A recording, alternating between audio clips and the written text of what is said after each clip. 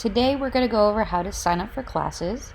So you'll go ahead and head over to sewmagicalexpo.com and you'll select either the buy tickets button or the shop button. This is going to show you the different categories we have. So if you're looking for Tennessee classes, you'll look for the category for Tennessee. If you're looking for Florida, same situation. So we're going to go through the Texas classes right now, and I'm just going to hit this category. And once this loads, you'll be able to see all the classes that are currently here. They will be automatically in alphabetical order, but you can change the sorting to different sortings if you like.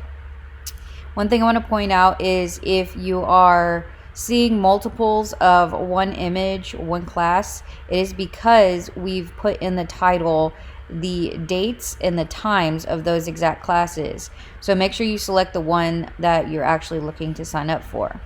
Now let's say that I want to add circle skirts to my cart and I want to get this class. I'm going to hit add to cart, and I can either view cart here or I can continue on by adding an additional one. You can also select the actual class, and it's going to pull up the image in a larger format, and this is where you can select if you need to go up to 2 seats if you have 2 tickets in your account.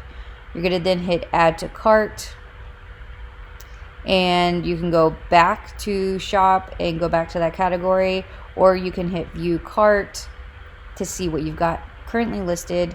This is where it's going to ask you to either register for an account. If you have an account, go ahead and sign in. And this is where you'll see your account. And then I can go back to my cart up here, and I can see all my items listed here that I want to check out with.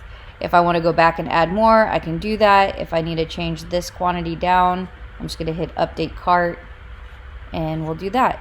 Then you go ahead and you proceed to check out as you normally would. As you can see here, you can still add a coupon or a gift card if you have one. You can scroll down, make sure to fill in all your information, and then make sure that the ticket holder names are the individuals who are using those class seats. You can see here everything listed.